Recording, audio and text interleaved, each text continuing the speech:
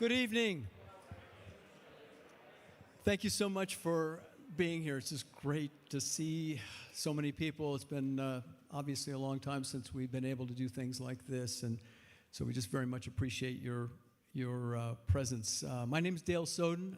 I am the director of the Weyerhaeuser Center for Christian Faith and Learning, which is the primary sponsor for tonight's lecture. But I also want to thank Bendy Schrambach, chair of the Speakers and Artists Committee, as well as Mindy Smith, director of the Office of Church Engagement, here for their additional support for the lecture. Thanks as well to Anthony Calabro and his staff for technical support, Tracy Christensen and her staff for helping sell books that are available after the lecture outside.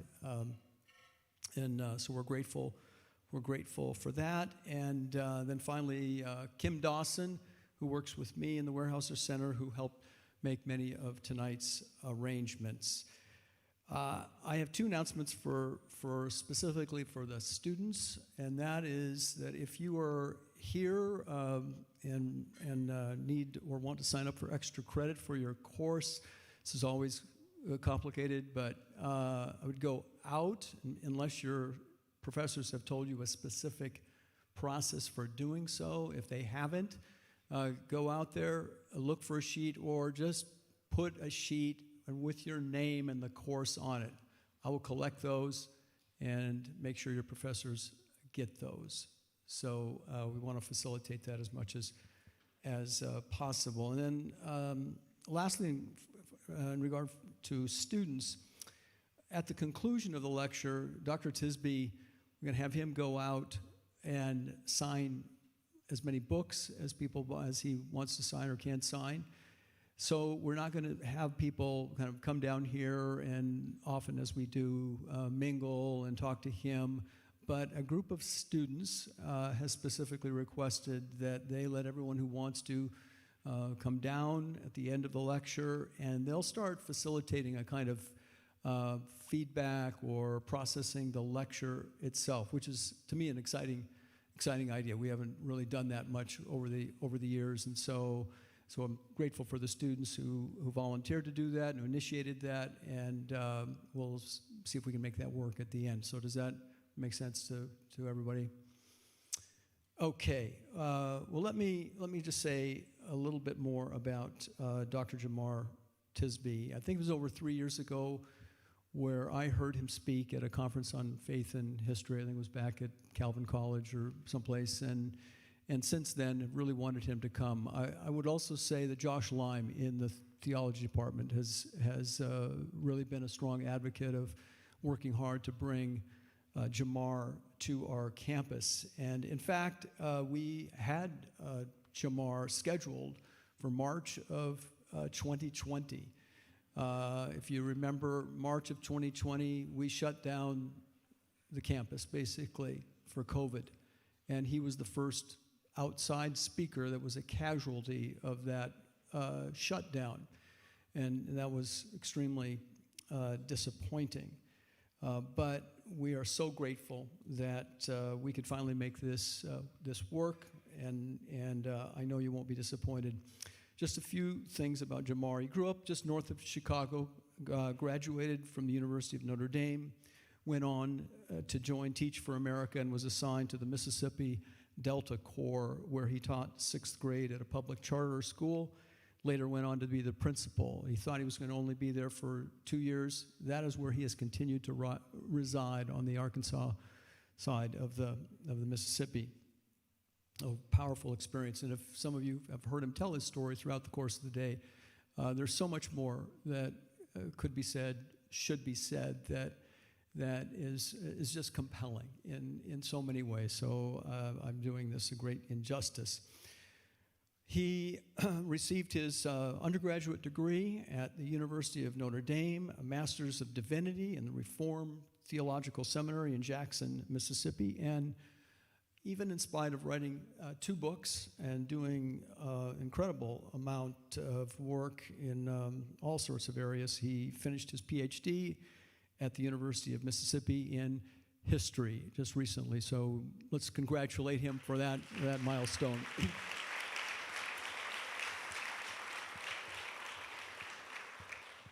Among many things, Dr. Tisby has been the co-host for the, quote, Pass the Mic podcast since its inception 7 years ago.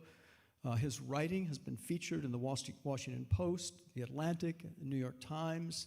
He's a frequent commentator on outlets such as NPR and CNN, and that happened even just this morning. He rolled into Spokane about 11:30 last night after coming from Arkansas.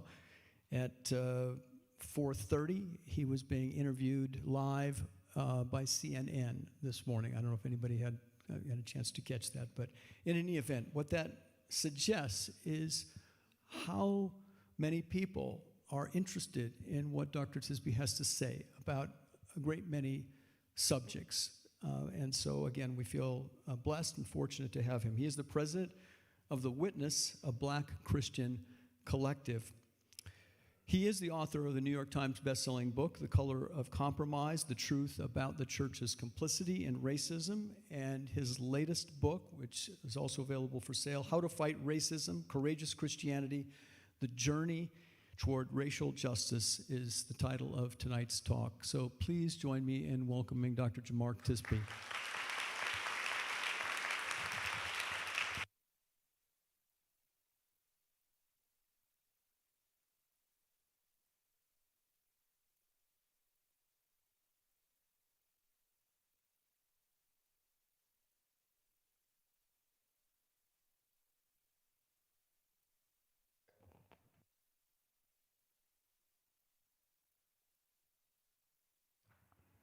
Check. There we go.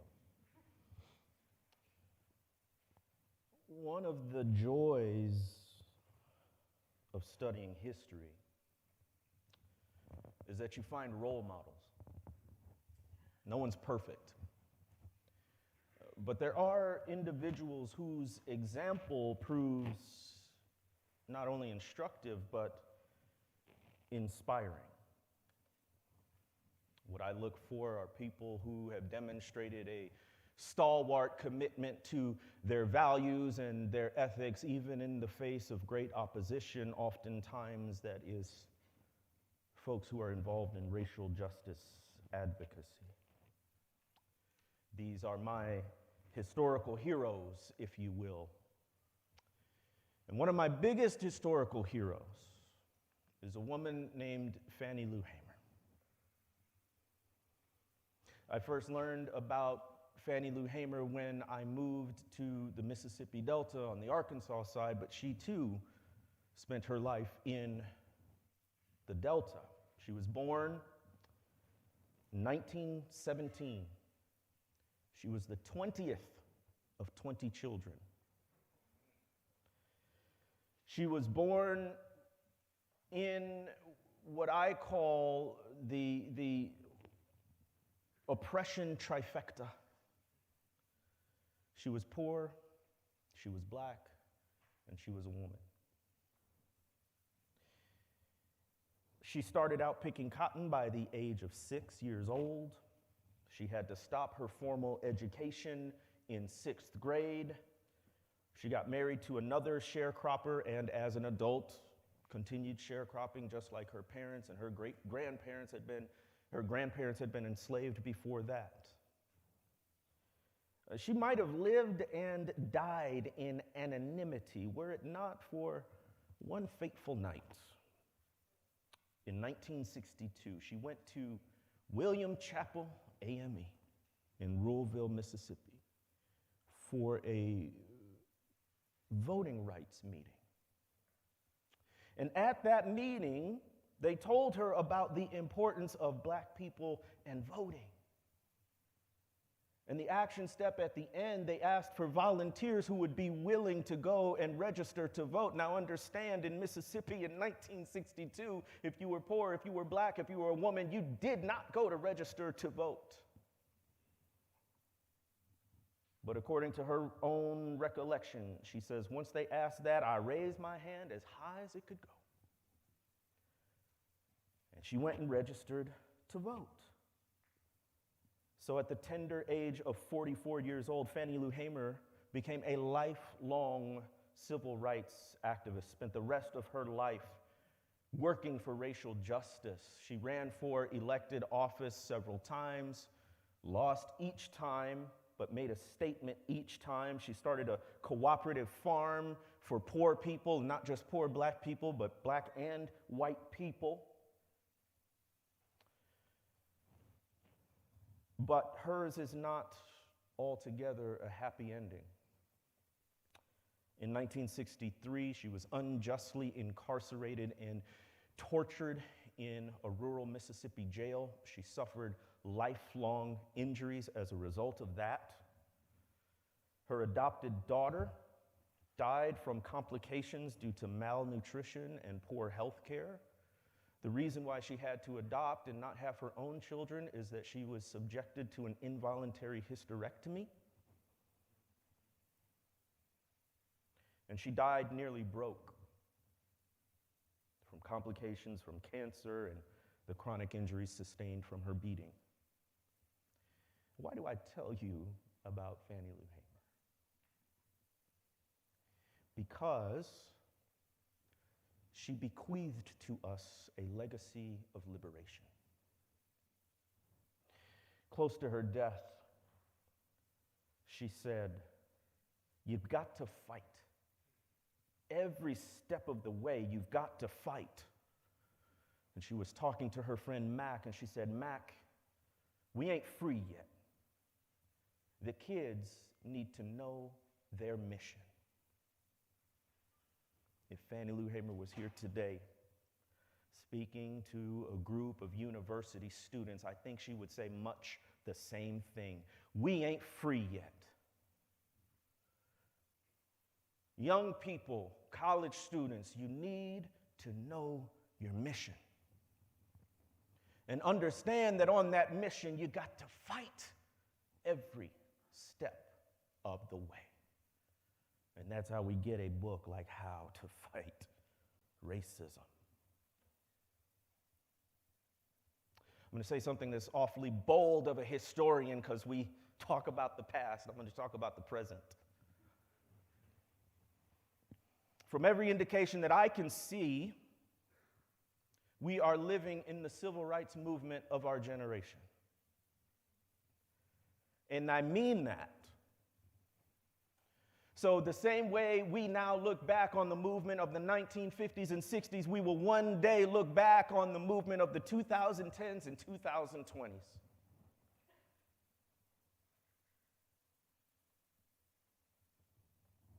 The question is, where will you be? What will you be found doing in such a time as this? As a historian, it burdens me the fact that we are losing the last generation of the people who lived through the civil rights movement. We lost John Lewis last year. A couple of months ago, we lost Bob Moses. If you haven't heard of him, you need to Google his name. He was one of the key activists in the Student Nonviolent Coordinating Committee in the Mississippi Delta. This generation is passing from this life to the next, but the struggle must continue. And it falls to your generation to pick up that struggle and continue this journey toward racial justice. So, the title of this talk is simply How to Fight Racism. And it comes from my second book. And the motivation for that book was to answer a question. Whenever I go places and talk or preach or teach about racial justice, the most frequent question I get is, what do we do?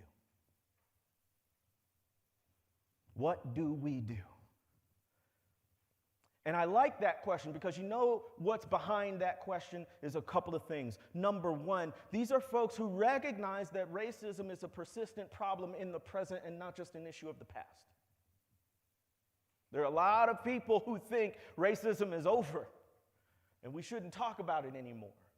But when someone asks, what do we do, they realize that there's still a problem. And moreover, not only is there a problem, they want to be part of the solution. And so they ask, what do we do? But there are a few problems when it comes to figuring out how to fight racism. Let me name 3. Number 1, racists are the problem. You have people who are actively pushing back against efforts at racial justice, and they make life so much harder. But let's say among this group, that is not the problem. Let's say that unless you were forced here for extra credit or something, you want to be here. Let's say you're one of the folks who's asking, what do we do? I think there's still a problem, even when we try to productively address racial justice issues. The second problem is this: it is seldom directly addressed. The what do we do question is seldom directly addressed. What do I mean? If you look at a lot of the literature out there about racial justice, we major on the diagnostics. We major on the descriptions. That's what I did in my first book. I was talking about the history of the white American church's complicity in racism. I was telling you what's wrong. And in many of our books, we have a really robust description of what's wrong. But when it comes to how to make it right, there's comparatively very little information. It's a couple of questions or bullet points at the end of a chapter, or it's maybe one chapter in a bigger book. And so we don't directly address the practical aspect.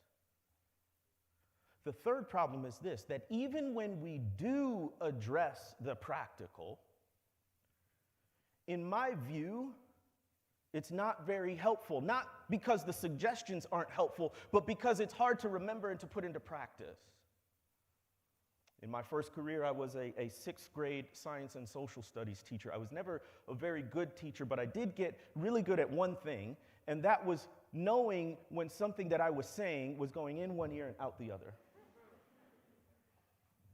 I think your professors can relate. And even me, whenever I would get that question, that what do we do question in a setting like this, I would throw out suggestions, and it was all very haphazard. It was based on an article I had read recently, or a book I had read recently, or just something that I was passionate about in the moment, and it was here, and it was there, and it was this area, and it was try this, and it was try that, and I just had the sense that nothing was sticking, and as soon as people walked out of that room, it was gone. And so the problem is we don't need a list of action items. We need a way to think about racial justice. We need an entire approach to racial justice so that when we're responding to racial justice, it's not just reactionary. Somebody else got murdered. Some other headline reaches us, and then we need an entire disposition and orientation toward racial justice so it's virtually a lifestyle and not just an occasional thing that we do to make ourselves feel good or look good. So what do we do about those problems? That's why I created the Arc of Racial Justice. The Arc of Racial Justice.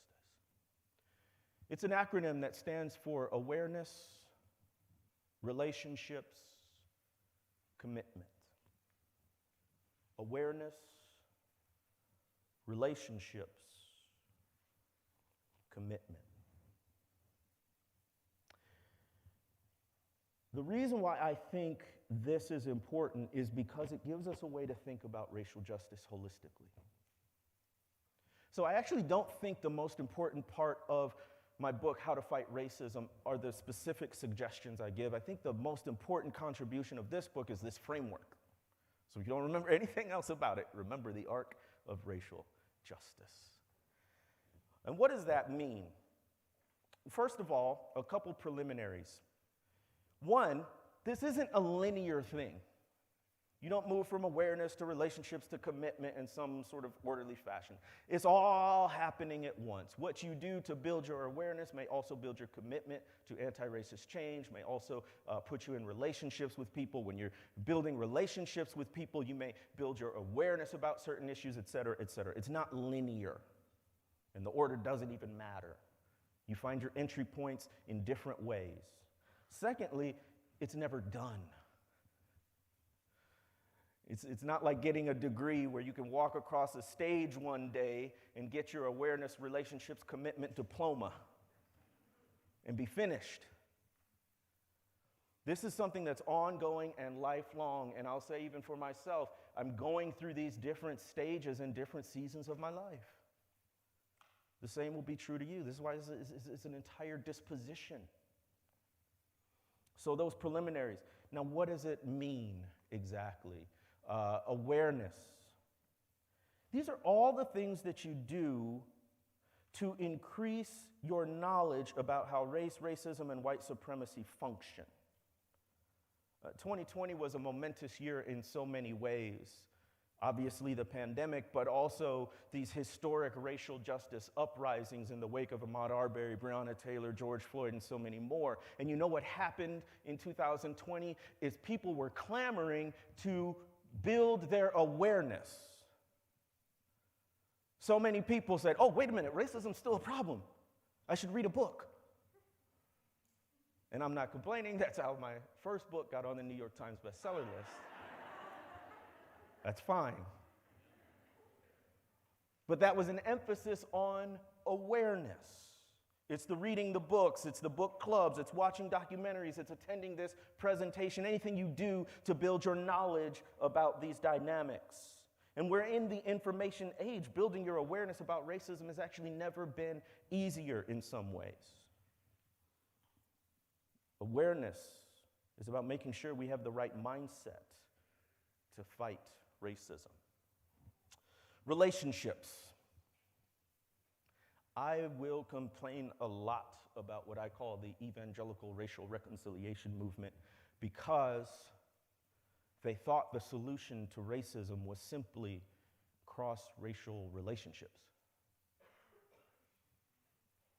Shaking hands with a different person of a different race, having a meal, swapping pulpits, etc., etc.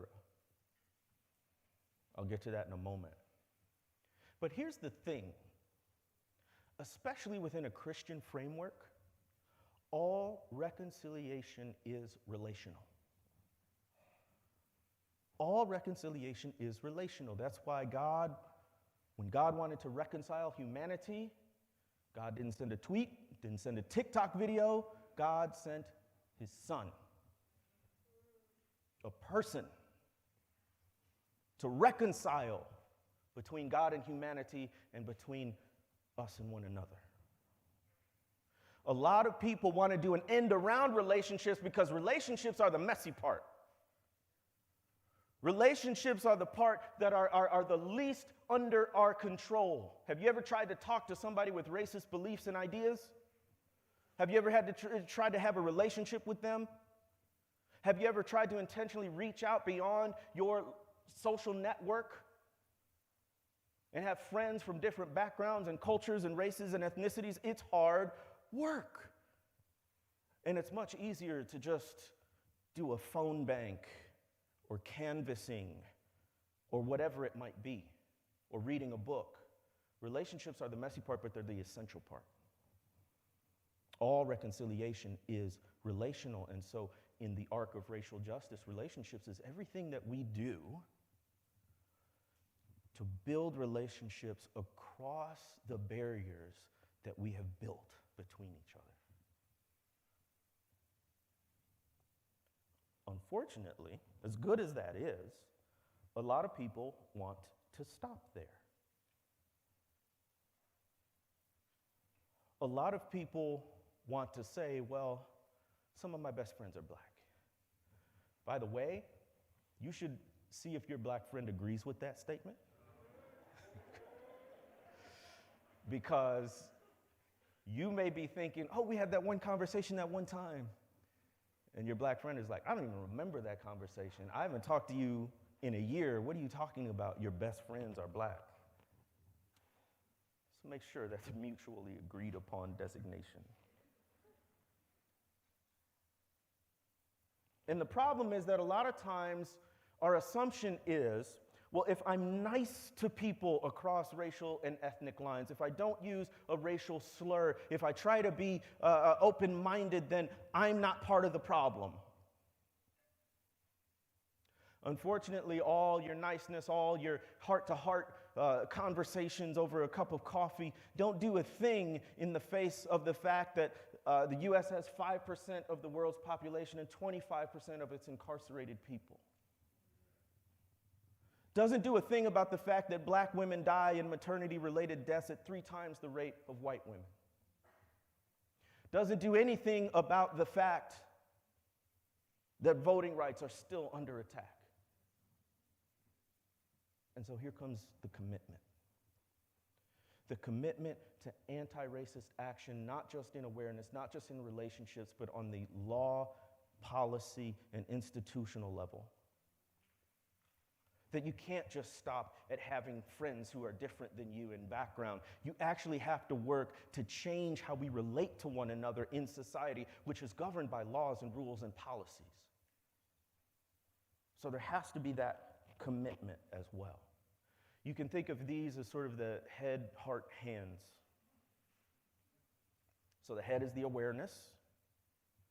The heart is the relationships, love, all that stuff.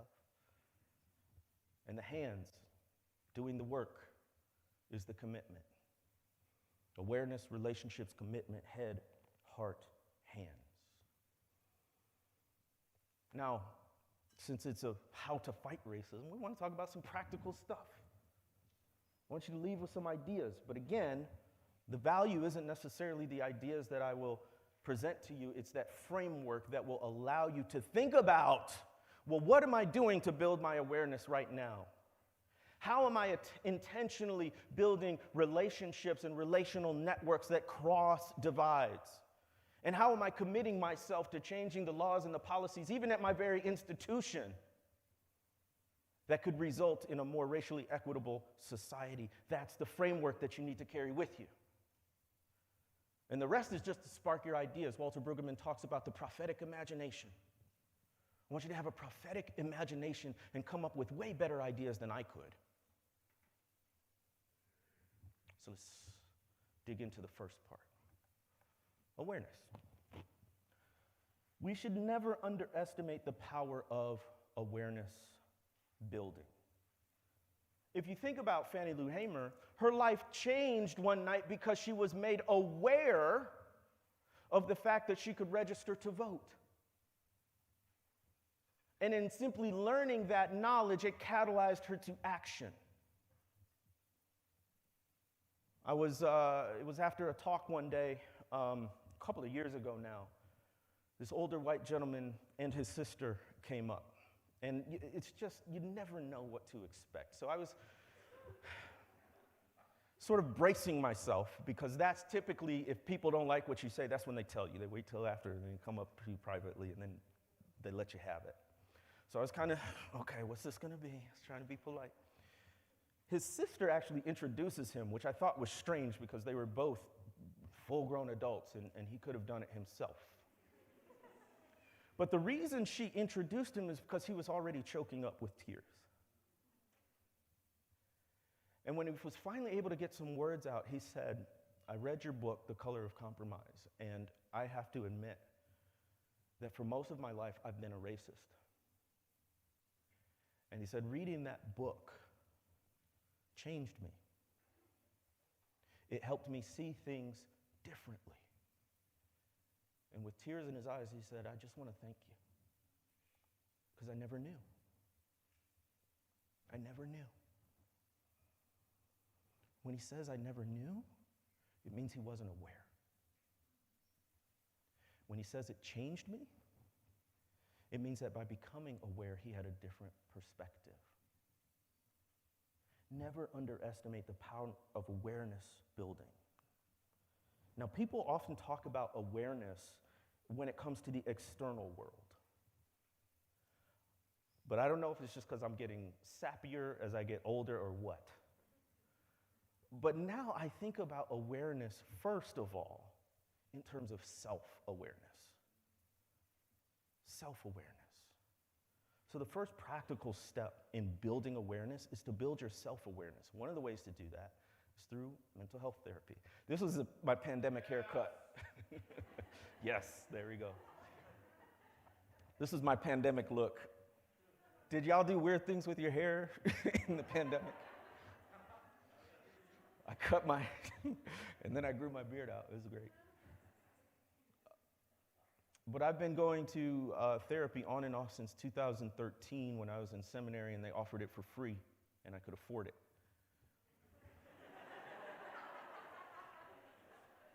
And that t-shirt, I pray, I talk, I see a therapist, is just true. And you don't have to wait for a crisis. As a matter of fact, it's preventive. And actually, there's probably a lot of stuff you need to unpack that you're not even aware of. And this is for white folks, black folks, everyone. Proactively taking care. You know what? Don't let me preach, Doc. Don't let me preach. You know that commandment, they say, what is the greatest commandment? What did Jesus say? Love the Lord your God with all your heart, soul, mind, and strength, and what? We always focus on the love your neighbor part. Did you think about the as yourself part? Do you want your neighbor to have a healthy mindset, a healthy mental state? Then you better pursue it as well. And guess what? You will only be as effective as you are healthy. I was getting an Uber from the airport to the hotel, and my Uber driver, first of all, it was a BMW SUV, and I didn't order like the deluxe one. So I was quite impressed. And so I asked this dude, what do you do? I mean, like, what's your career? Is this your full-time job? And he said, no, I'm retired, just doing this to kind of keep busy. I said, what'd you do before? He says he was in the Air Force. And his first 7 years in the Air Force, he was working with intelligence gathered from spy planes. And these are the planes that fly almost in space to be undetected, and they've got to wear astronaut suits basically to pilot these planes. And I was like, what are these pilots like? They got to be a strange breed, right? To my surprise, he said, no, they're just like normal folks. You'd never know it until it's mission time, and then they get in this mindset. But he did say, one of the things you'll notice, they're some of the fittest people in the world. Because to fly those planes with the physical forces that places upon you, you've got to be in tip-top physical shape. And I'll say the same thing about racial justice work. To do this work, you have got to be as healthy as you can be mentally in order to do it over the long haul. So your first action step right now is to see what your university offers in the way of mental health care and try to seek it out. Secondly, in terms of self-awareness, this is mental health. It's been really interesting how black women are leading the way on this. How these all-star athletes are taking their mental health into their own hands, even in the face of great public pressure to perform. And so we even have recent public examples of this. But the second thing that we can do to raise our self-awareness, write your own racial autobiography. Write your racial autobiography. The great writer Joan Didion said this: I think we are well advised to keep on nodding terms with the people we used to be, whether we find them attractive company or not. I think we are well advised to keep on nodding terms with the people we used to be, whether we find them attractive company or not. I think what she's getting there in that quote is that revisiting your past, and in this case your racial past, is a wise thing to do. It tells you where you come from and what you grew up thinking about race. And so by writing your racial autobiography, I literally mean sitting down and writing it down. Because there's something that happens when you have to translate your memories into words. You have to make sense of what happened to you. And when you couple this with therapy, it can unlock a lot of things, right? And so, some sample questions that you would try to answer in your racial autobiography. What is my earliest memory of race? what period in my life or season in my life did I learn the most about race and racism? Who or what has been most formative in my ideas about race? And you don't have to write your whole life. You can just think about high school or senior year or the semester you did whatever. It can be a snapshot. But I find a lot of times in this work that we haven't actually excavated our own racial experiences. And we're not aware of our own biases, our own presumptions, our own hurts and wounds and traumas when it comes to race. At some point, we all actually have to come to grips with what our parents taught and didn't teach us about race, even as a black person. But unless you do that, no one's going to do it for you. Write your racial autobiography. Last one on the awareness portion. Diversify your news sources. Diversify your news sources. This is especially important if you are trying to communicate with what I call racial justice resistors, the people who have really, really bad ideas about race and are basically opposing any efforts at racial justice.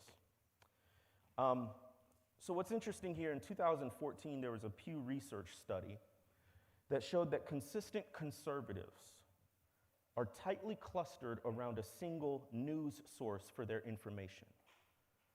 47% of them cited Fox News as their main source for news about government and politics. And you contrast that with consistent liberals who are just less unified in their media loyalty. In other words, they rely on a greater range of news outlets, including NPR, New York Times, CNN, and others. And the point is not to say side with liberals or conservatives. The point is, what happens when most people on one side of the spectrum are getting most of their information from one source? Or when a large group of people are getting most of their information from one source. You get this homogenized information ecosystem.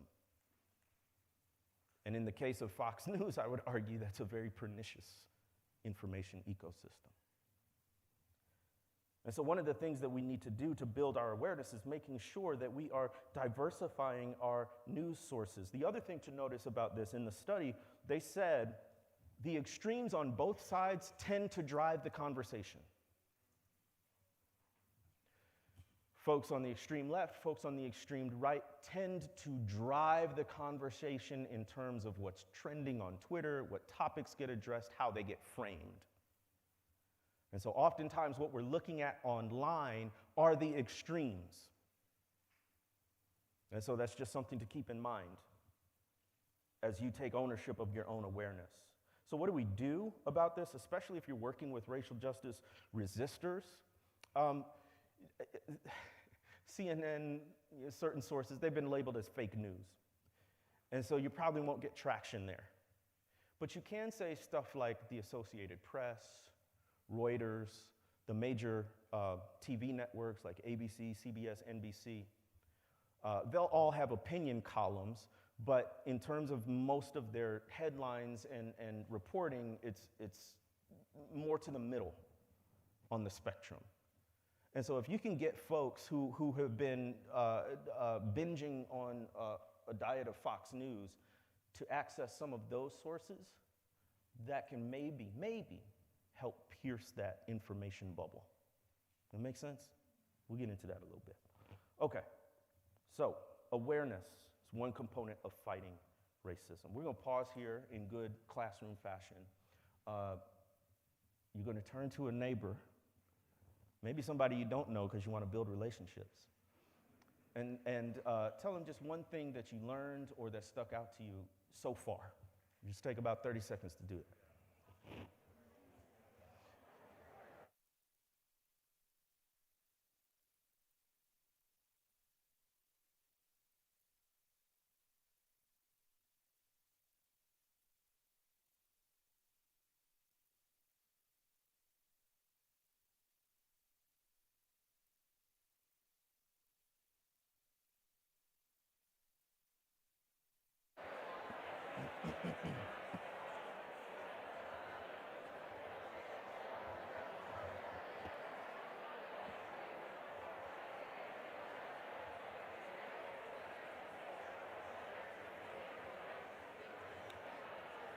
This little light of mine, I'm gonna let it shine. This little light of mine, I'm gonna let it shine. This little light of mine, oh Lord, I'm gonna let it shine. You don't want me to keep going, but I get your attention. So listen, if we stop at awareness, we're all gonna be eggheads. Big heads, little hearts, small hands. We can't stop at awareness and not take any external action, and this is where relationships come in. I was at a conference several years ago, and the conference session was titled The Do's and Don'ts of Racial Reconciliation. It was a black pastor talking about white and black people coming together, and I'll never forget what he said because it was so simple and profound. He said, at one point, when we were maybe in kindergarten or grade school, when you wanted to make a new friend, what did you do? You went up to someone and you said, hey, will you be my friend? And 9 times out of 10, that's what happened. You became friends.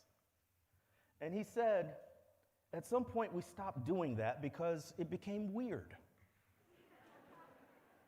And then he said, I think we should just go back to being weird and say, hey, listen, I offer you friendship. Don't we overcomplicate this sometimes?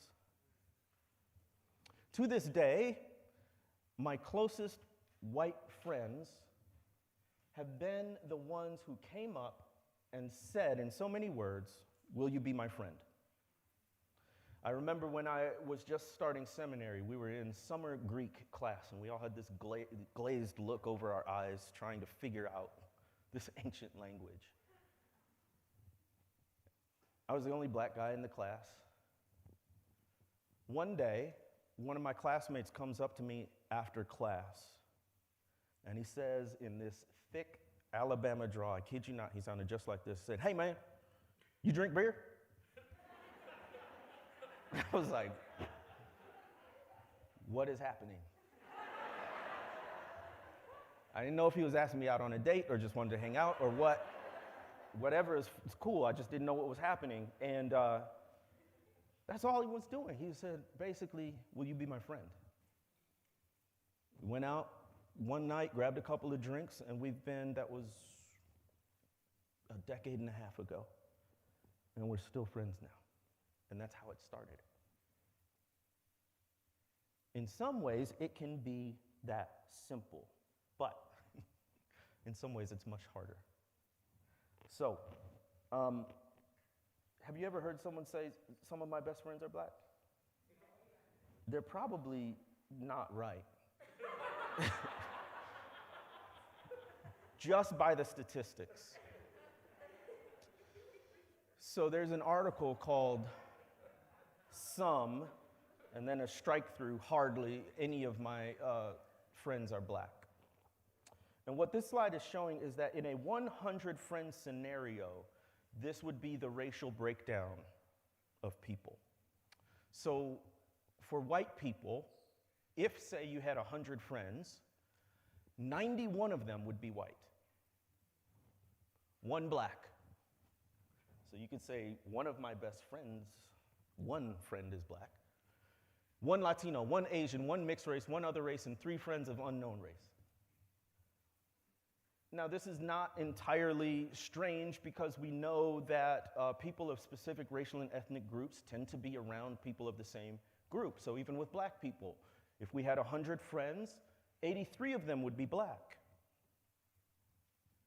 8 white, 2 Latino, 0 Asian friends. So I need to offer you my friendship, my brothers and sisters of Asian descent. 3 mixed race friends, 1 other race friend, and 4 friends of unknown race. And so what does that mean? That shows that barriers have deliberately been built to keep people apart. And if that's true, then they must be deliberately deconstructed and those barriers replaced with bridges. What I'm trying to say is it's not just going to happen. You desire a diverse social network and you think it's just going to appear in your life. The reality is the social and institutional forces push for separation. And you have to deliberately push for integration. And this is especially true for white people. Number one, for now, you're still in the majority, for now. And number two, historically, white people have been really, really good at building barriers between themselves and other people. And so you're going to have to work extra hard. So, one of the things that we talk about with relationships, and this is especially pertinent to white folks because you may be in relationships, whether family or friends or roommates or whomever, with racial justice resistors. And the question I get often is how do I talk to them? Well, one thing is decide whether it's worth talking to them. Decide whether it's worth trying to persuade them is what I mean. One of the very simple things is this an online relationship or is this a real relationship? Because it probably will be a waste of your time to try to go back and forth with someone in the comments section. Just what I've learned. So decide whether it's worth engaging. Is this a personal relationship? Is this someone you go to church with, someone in your family, someone that you have an authentic relationship with? Or is this some troll online that's not worth engaging? Then another one which I put in the book is resist contempt. Resist contempt. So one of the surest signs that a marriage is going to end in divorce is when spouses have contempt for one another. They don't just disagree. They look down on the other person. And that can be really easy to do when you're dealing with racists. And trust me, I don't like what they say. I don't like what they do. But the love of God constrains me because I got to go back to Genesis 1 and where it says all human beings are made in the image and likeness of God. All of them, God? Really? Even the racists? Yeah, really, even the racists. So resist that sort of idea of contempt that person is lesser because they have bad ideas and bad practices. Yes, those ideas are still bad. Those practices are still bad, but they're still image bearers too. How do you talk to racial justice resistors? Number one, again, I'm not persuaded that we should be spending a whole bunch of time persuading people that we should be doing the work when we should actually be doing the work. But if you have to talk to people, I recommend this progression. I said this earlier today. One, start with your personal testimony. There's a reason why racial justice is important to you. Get really good at telling that story. They may not end up agreeing with you, but it's hard to argue with your own story. It's easier to get a hearing, especially if it's someone who cares about you, when you tell your own story. Number two, go to the Bible. If they're Christian, go to the Bible.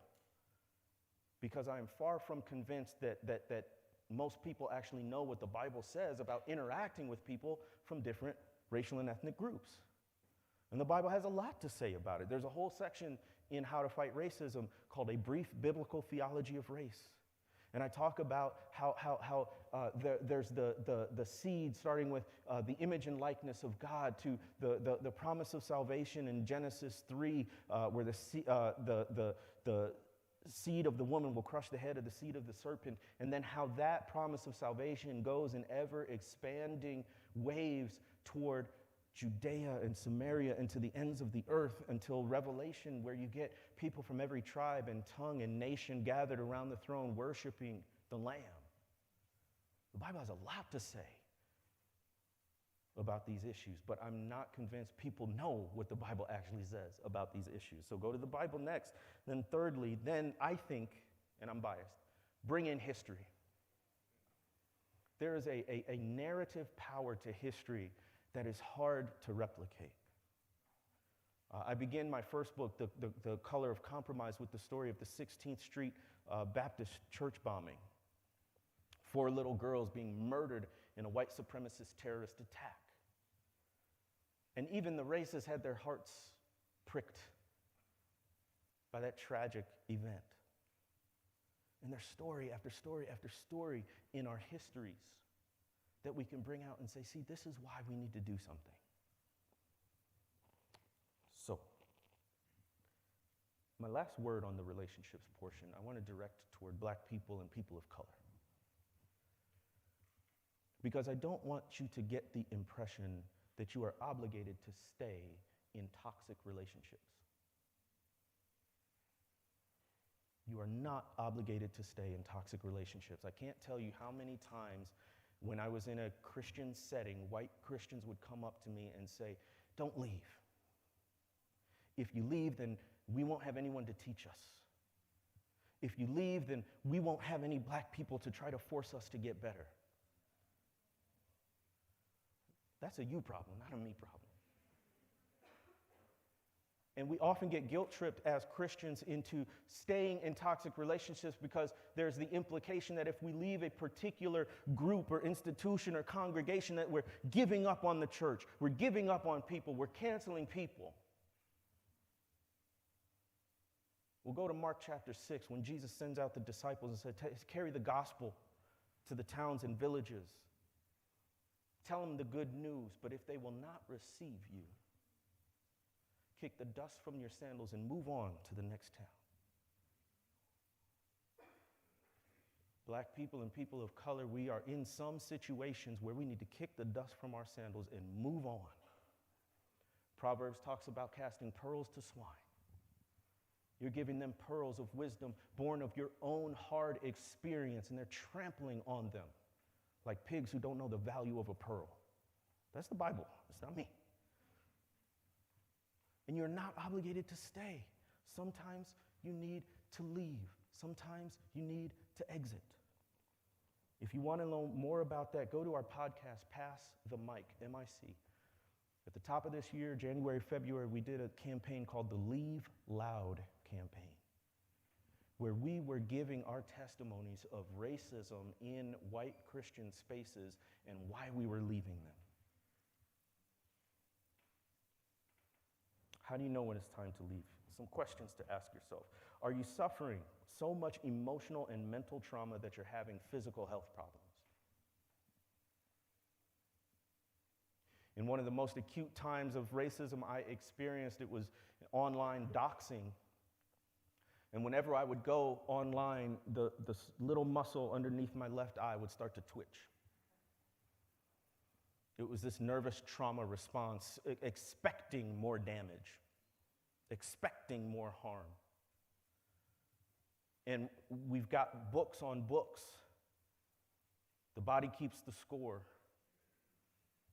Post-traumatic slavery syndrome, where in our physical bodies we carry the maladies and the stress of racism. Is that happening to you? Are you losing sleep? Are you anxious? All those kinds of things. Another question, have your repeated attempts to bring up issues of racial equity and diversity not only met with a lack of action, but with anger and aggressiveness? They've made you out to be the villain, you out to be the divisive one, you out to be the racist. So not only is it not working, they're trying to turn the table on you, even for bringing it up. It may be time to leave. One more question. Have your attempts to raise concerns using the approved mechanisms for filing a grievance failed? There was an issue at my church, which was several years ago. I no longer am at this church, but several years ago, in the wake of some of my comments about racial justice, they excluded me from the pulpit. They canceled a preaching engagement that I had at my own church, where I was an intern, where I had preached before. And I didn't want them to just sweep it under the rug, so I went through all the approved mechanisms. I wrote a letter to the elders. I showed up at every meeting they scheduled, all to no avail. I did what they told me. I went through the steps that they said to take if you have a problem, and they didn't respond. And it may be time to leave. Sometimes building healthy relationships means leaving toxic ones, or as is often said, go where you're celebrated, not tolerated.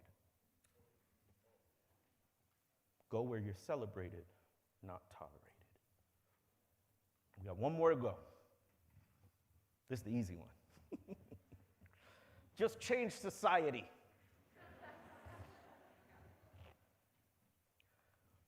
We got to work on a policy level. What is a policy? The written and unwritten laws, rules, procedures, processes, regulations, and guidelines that govern people. I just like the description: laws, rules, procedures. So it's not just what happens in electoral politics. Your university has policies about where they recruit students, about how they support students. Your church has policies, written and unwritten, spoken and unspoken. They have processes, they have regulations, and one of the things that we need to do on the commitment level is commit to changing those laws, those rules, those procedures, those processes, those regulations, and those guidelines. So, some of the ways that we need to really respond right now. I don't want us to forget that the uprisings in 2020 had a specific focus, which was anti-Black police brutality. Yes, it was racial justice writ large, but the catalyzing events were anti-Black police brutality, which we've seen time and time again when human beings get reduced to hashtags. Right now, you have people who are walking back the commitments they made to reforming or revolutionizing policing because it's not politically popular. But what we must always keep in mind is that real people are being harmed and real people are being killed, and we need to act. Here's a whole paradigm shift for me. I used to function in this racial justice sphere with an eye toward the oppressor. And I was always sensitive to what the people in power were doing and how they responded. Everything shifted for me when I started centering the people being victimized, the people being harmed. When you let that drive your racial justice actions, you will not have patience for compromise. You will see the urgency of the matter because you know somebody is hurt and bleeding right now. And we need to stop the harm more than coddle the compromisers. Another one, voting rights. My goodness, my goodness, my goodness, my goodness. According to the Brennan Center, earlier this year, between January 1 and July 14th, more than 400 bills included provisions that restricted voting access, introduced in 49 states. And during that same time, 18 states enacted 30 laws to make it harder for people to vote. Laws that make mail-in voting and early voting more difficult, that impose harsher voter ID requirements. They make purging eligible voters from the rolls more likely. 60 years on from the civil rights movement, where we were fighting for voting rights, we're still fighting for voting rights. And lastly, our local schools have become a battleground. Our local schools have become a battleground. They're pushing back against critical race theory, which is a legal theory taught in law school, not in 9th grade English class.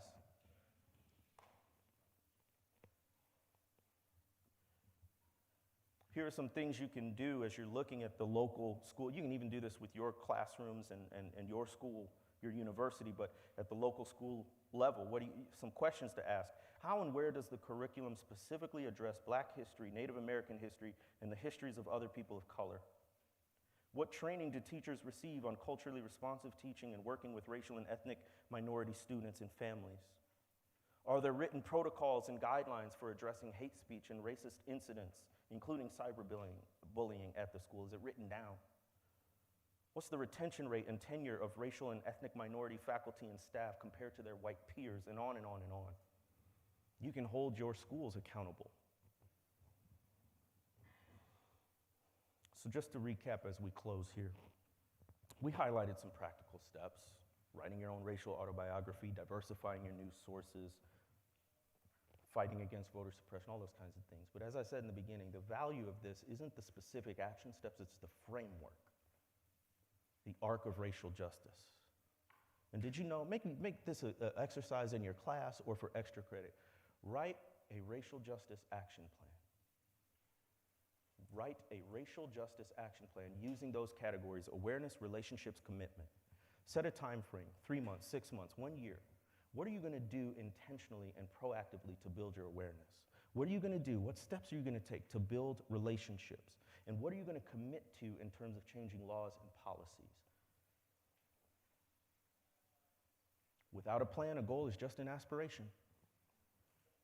Write a racial justice action plan. But at the end of the day, brothers and sisters, when it comes to fighting racism, I don't think we have a how-to problem.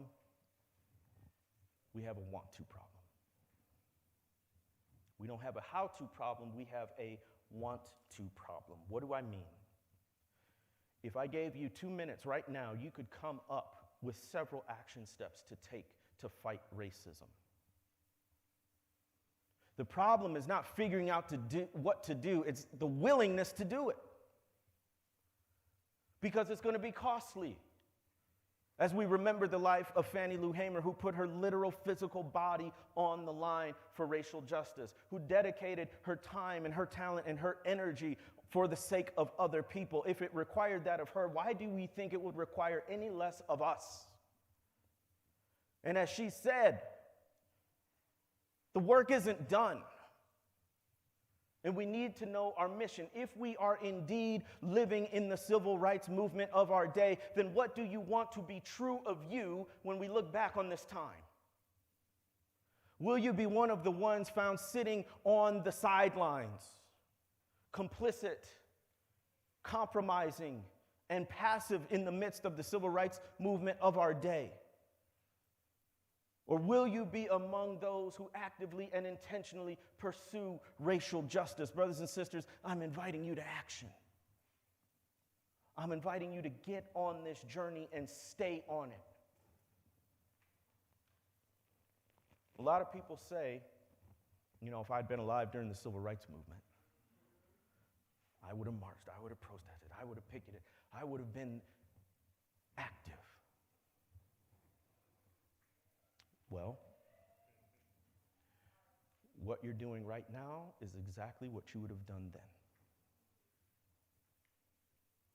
What you're doing right now in our civil rights movement is exactly what you would have done in the civil rights movement half a century ago. So when it comes to fighting racism, we don't have a how-to problem, we have a want-to problem. The question I leave you with, and that only you can answer, is this.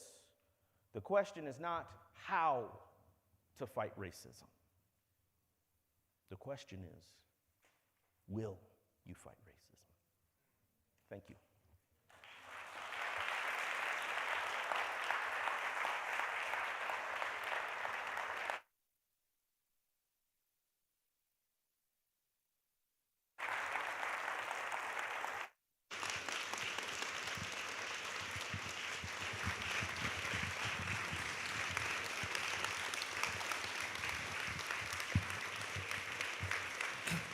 Thank you so much, Dr. Tisby.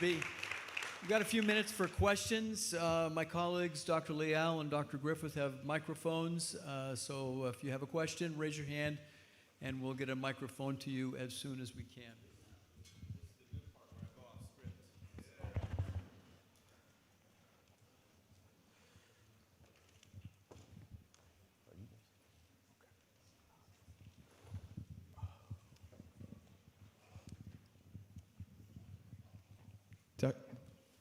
Sorry, go ahead. Yeah. So I have one up here. Where are you? Right here. There you go. Thank you. So we know based on research and other studies that white evangelicals typically come from a more individualistic perspective, and I've noticed that's how I've been approaching the ARC cycle. Is there a way to, or how to approach that as a community, as an institution, rather than people within a community or people within an institution? Wow, good question.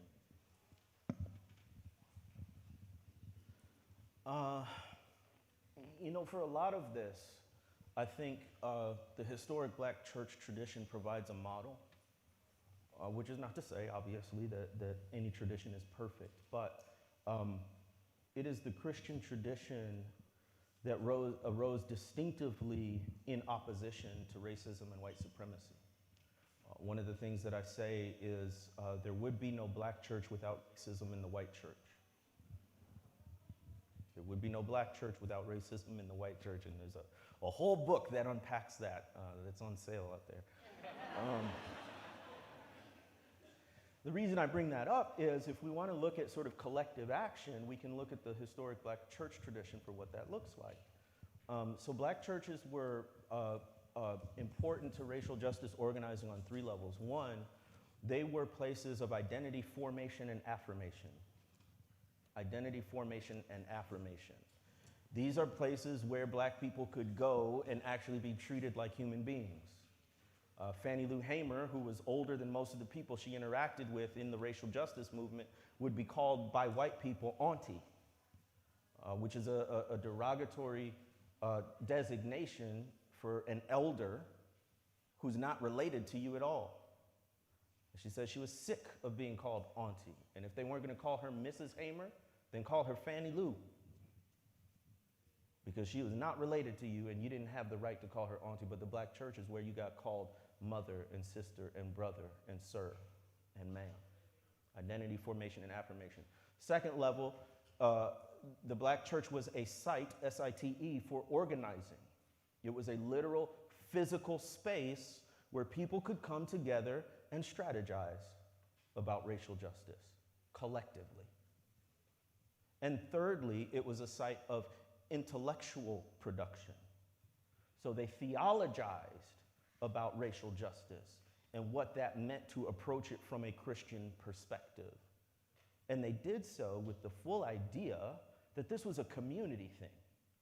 And this is why black pastors tend not to hesitate talking about race or about politics, because they realize as part of their pastoral obligation to deal with the issues that are affecting their flock, which racism did on a community-wide level. So we can learn from the black preaching tradition, we can learn from the black organizing tradition, we can learn from black theology. Those kinds of things I think are helpful. Dr. Tisby, over here, to your left. Thank you. Right here. There you are. Stand up. Hey, what's up?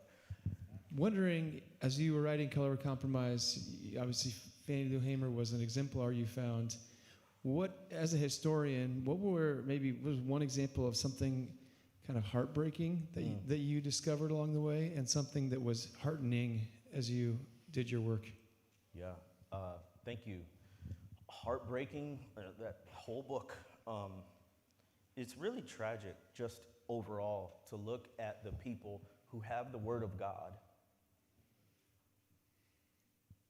hating people so much and using the Word of God to justify that hate. One of the most heartbreaking things to me personally was I went to seminary and they held up people like Jonathan Edwards and R.L. Dabney and many others who, upon further investigation, were pro-slavery theologians.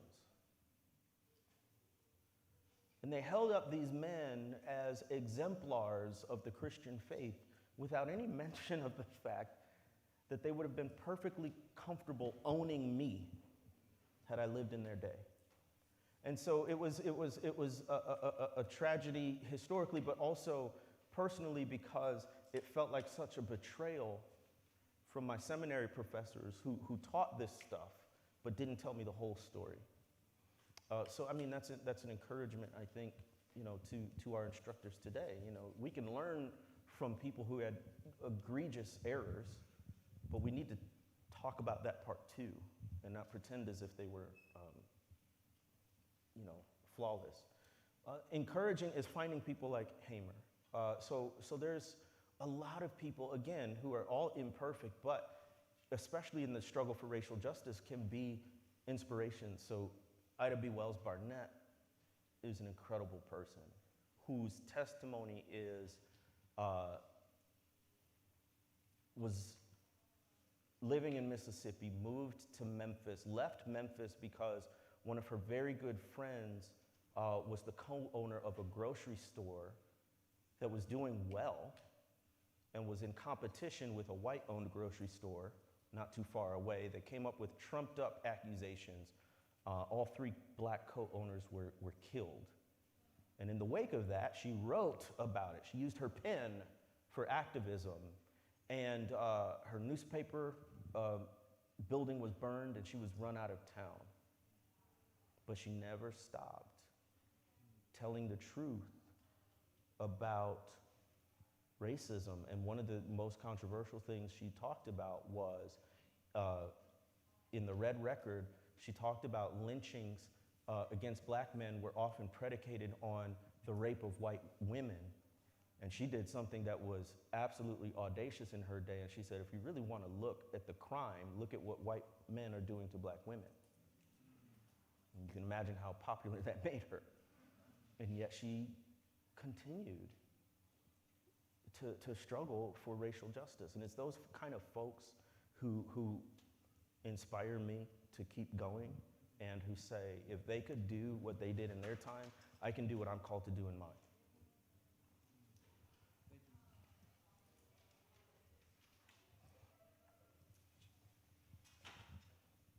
Got a question here in the middle as well? Okay. My question for you is, what might you say and how might you adapt your message to agnostic and possibly non-Christian people who are interested in fighting racial justice but might not necessarily have that understanding or solidification of a faith? Well, there's a long history of what scholars sometimes call, quote unquote, free thinkers. So you look at somebody like W.E.B. Du Bois, it's not Christian. You look at somebody like Ella Baker, who helped organize the Student Nonviolent Coordinating Committee, which was one of the only civil rights organizations that was active in the Mississippi Delta. She was not a Christian, even though she had been raised in a Christian household. And the reality is, oftentimes, non-Christians are the ones leading the way in racial justice. And maybe that's because they haven't picked up some of the baggage that historically comes with Christianity in the US around race. So I fully believe in the idea of allying with people who are engaged in the same struggle. And it may be for different reasons, and it may be coming from different backgrounds, but you're aiming toward the same goal. Now, from a Christian perspective, I would simply explain where I'm coming from. The foundation is this idea of a transcendental moral framework given to us by God, with things like the doctrine of the image of God, or the Imago Dei, even the 10 Commandments, which I think actually, if you sit and unpack them, and the applications of the 10 Commandments are quite radical in their application to racial justice, and saying, this is my framework. This is where I'm coming. This is why I do what I do. Why do you do what you do? And you may never come to an agreement on the foundation, but I think you can definitely come to a deeper understanding of it. Oh, hi. First of all, on a light note, it's been my dream as a child to see someone who's been interviewed in CNN. So this is That's a dream. funny. Bucket list. Anyway, to my question, I'll draw reference to Martin Luther King's letter from Salem.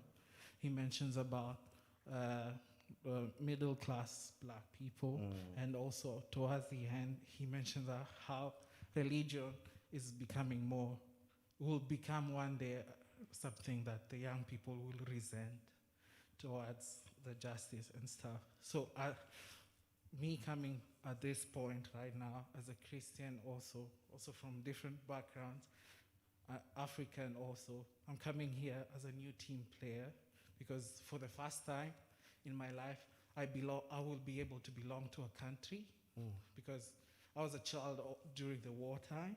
So I'm neither a citizen of my country where I was born or neither a citizen of where I was a refugee. Wow. But for the first time in like 2 years now, I'll be a citizen of America. And now that's passionate for me because I'm working towards all this. I'm now joining here, this racial fighting and stuff. And so I'm stuck in the middle with all this, a puppy in the city, wondering which direction do I go. So with all this, what should I be working towards? Because right now I feel like religion is, I'm a political science major with theology minor, Oh, wow. but I resent the way religion is handling all this. So how do I clear my mind towards the cause? That's so good.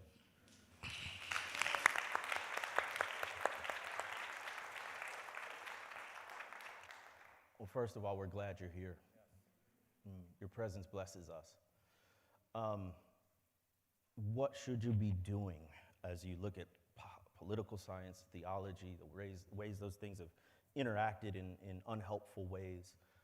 One thing I would be doing is studying history to learn how we got here. And you say, well, you know, I don't like history. I'm not a history major, whatever. I don't have time. Listen, there is something out there for everyone. So what I say is start local. The history of your town, of your county, of your state, of that statue downtown. Your family history, where your people come from. And certainly of the nation writ large. Even of just something like the civil rights movement, which is pernicious because we think we know about it. And actually that prevents us from actually learning about it. Because we think we already know. So you can even just start with how many of us have even read a full biography of someone like Martin Luther King Jr.? We know him from sound bites and clips and quotes. But do you know about his kitchen table moment? The beginning of his ministry when he almost quit. All right, so there's a lot of history, and that's going to help shape and inform your approach. So the reason courageous the color of compromise comes before how to fight racism is the analogy I use. If you go into a doctor, and as soon as you sit down in her office, she says, take 2 of these and call me in the morning. But you didn't tell her any of your symptoms. You didn't say what was ailing you or what was wrong. And then, in an attempt to help, you could actually be harming. So that's what studying history does. It helps us know what the symptoms are, what the ailments are, so that we can then move on to more appropriate solutions. That's one thing. The second thing is, in this room, among these people, there are those who are going to be creating the answers to the questions that we're asking right now. In other words, the books haven't been written yet. The speeches haven't been delivered. The churches haven't been planted. And you're going to be part of that generation that's answering the questions that we're asking right now. And I think that's a mindset shift, right? Because we think there's some expert out there somewhere who can tell us what to do. There's no roadmap for this. There's no playbook. We have to be creating the answers for ourselves and trying different things and seeing what works and seeing what's healthy and seeing what bears fruit and then sharing that as best we can. So you may be part of a generation that's creating a new political theology that helps us approach electoral politics and partisan politics in a healthier way that honors the image of God in all people and actually helps us live out the command to love our neighbors. You are part of that solution.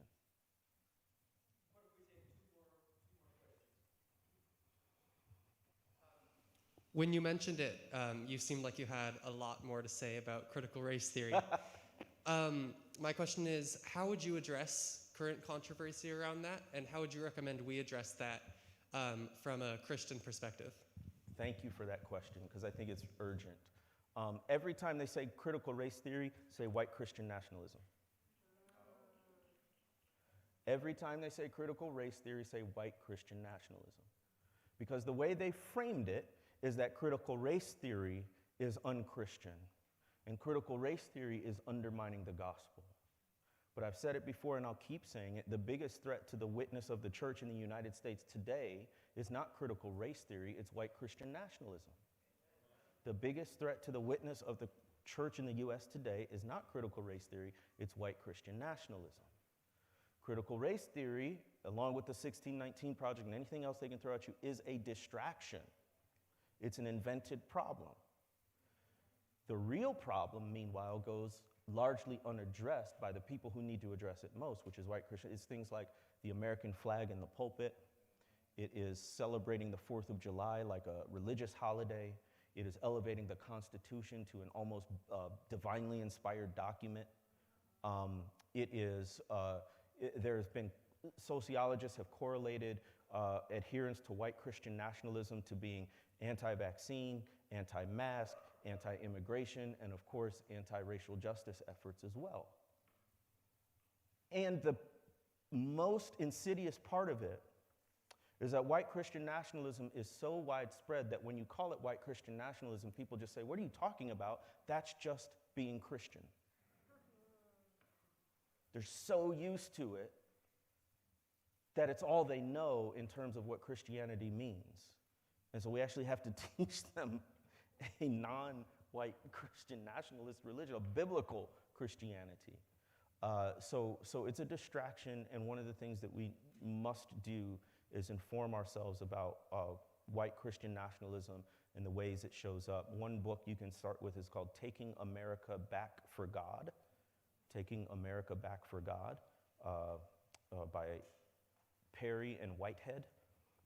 And that's a really good overview of it. And they've also got a bunch of stuff, just articles online if you don't have time to read another book with all your classes. One more question.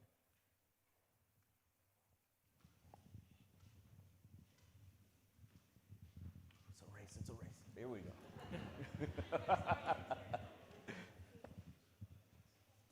So I know you just spoke on this, but you were talking about using courageous Christianity to fight racial injustice. Mm-hmm. Could you talk a little bit more about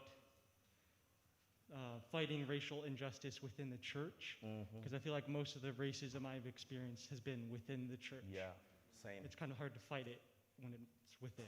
Yeah, so in the church, a couple of things we need to do. We tend to limit any conversation, if it occurs, about racial justice to like one sermon or a sermon series. We need to embed teaching about racial justice throughout the life of the church. So I'm talking new members classes, a regular cycle of Sunday school classes, so it comes up again and again periodically, and not just the occasional sermon or sermon series, but actually learning from black preachers and other preachers of colors how to preach in a way that's racially conscious on an ongoing basis. Another thing that we have to do in our churches is have a much more sophisticated view of politics. Politics has always been divisive, but now, especially with social media, it tends to divide even more, and even within the congregation very sharply. And one frequent response I hear from white evangelicals is when I talk about race is, oh, you're being too political. That assumes that there's a way to preach that's not political. And so even choosing not to address politics is itself a political decision. Because what you're tacitly doing is endorsing a status quo, right?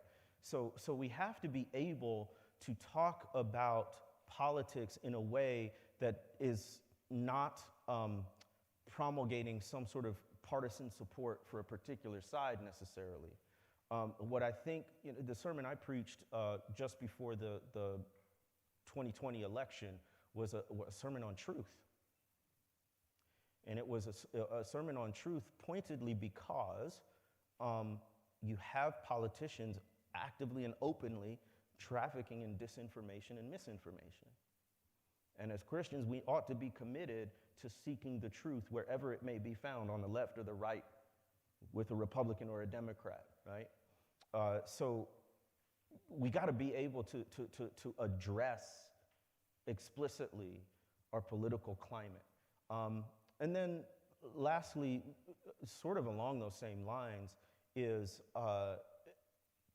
church leaders sometimes are reluctant to get involved in racial justice movements like Black Lives Matter because it's not Christian enough, right? And the reality is, perhaps if Christians were doing what we were supposed to be doing, and the reality is other movements arising from other sources have traction, and that's where the momentum is. And why can't we participate in that? Why do we learn all of this theology and all this Bible? Don't we have enough faith that we can go into environments with people who may have a different perspective and still be Christian? I don't think we should be afraid of that. Matter of fact, I went to seminary so I could engage more with people who were different. And I've come to respect and understand much more outside of Christianity because of that. So those are a few things. The last thing is we have to rethink church. Rethink church. The pandemic really emphasized this, right? What is church when you can't physically meet together on Sunday? How do you do church in that environment? And when you strip away some of these things, you get reminded that the church is not a place, the church is a people. And so what does it mean then to be the people of God in this time, in this context, in this generation? And so again, you all are going to be part of that solution as you come up with different ways to do Christian community and to grow in spiritual community together in ways that look different than perhaps what we're used to. One of the things I said in the pandemic, a lot of churches were able to pivot because they had this great, audiovisual team and singers and technology and all this stuff. Our little rural church couldn't do that. We didn't have all that stuff.